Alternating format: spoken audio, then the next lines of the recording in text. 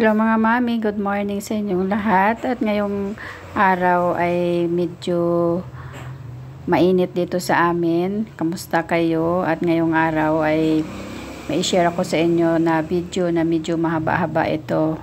Dahil kami ay maglilinis ni Robert ng aming lutuang kahoy, pati yung chimney. At siya ay ngayon dinadagdagan yung hagdanan dyan sa harap namin. Pinapaganda niya yung hagdanan kasi may sobra namang semento. So ayan, para daw pantay yung semento at hindi mahirap bumaba. At ngayong araw kami ay maglilinis dito sa aming dirty kitchen kasi malapit na ang tag-ulan at mahirap magtag-ulan na hindi malinis yung chimney ng lutuan namin kasi pag umuulan at malakas ang hangin, yung mga agiw ay nahuhulog. So ayan, naputol-putol na ako ng aming pangningas pag halimbawa nagluluto kami.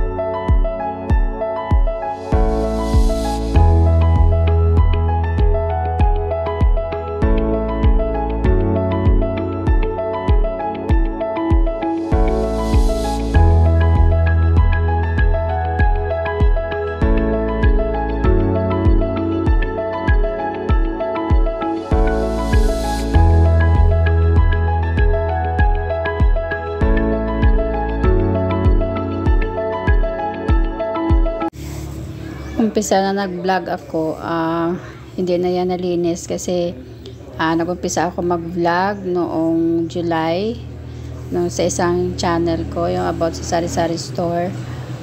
Napabayaan ko na yung aking kusina, kaya mas maganda na ngayon yung aking content kasi hindi ko na mapabayaan yung aming bahay. Kasi every time na mag-video ako, paglilinis, kaya nagkaroon ako ng content at nakapaglinis pa ako ng aming bahay. So ayan na mga moms, si Robert na yung sa chimney, yung sa taas. Diba, tingnan nyo ang kapal na ng uling. Uling na talaga yan. Kinukuskus niya ng steel wool. Pasensya na kayo kasi nakahubad siya kasi napakainit dito sa amin ngayon. Kasi ano na yan mga 10 o'clock na ng umaga. Kaya napakainit. At ayan, naglaban na siya habang ako ay tinatapos ko yung sa baba. Kumbaga finishing touch na lang. Nagkusot-kusot pa siya kasi may mga labahin pa kaming natira. At yan, tapos na tayong maglinis ng wall.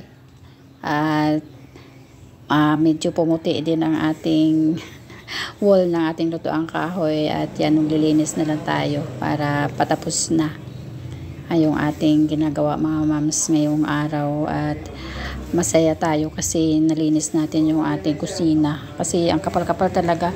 Nag fast forward na lang ako kasi maboard kayo manood. Ang tagal namin natapos yan dyan.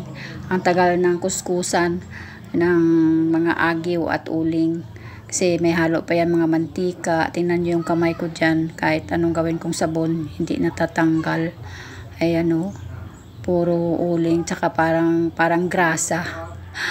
Pero mamaya lalagyan ko yan ng kalamansi para matanggal. At salamat sa inyong pagsama sa amin, sa aming paglinis na aming kusina, na aming chimney. At siguro palagi na natin lilinisin yan kasi before naman every 3 months ko yan nililinis. Pero ngayon, mula nung nag-umpisa ako mag-vlog, ay napabayaan ko na kasi always na lang nasa cellphone. Tapos nagla-live pa ako. Pero ngayon, hindi na.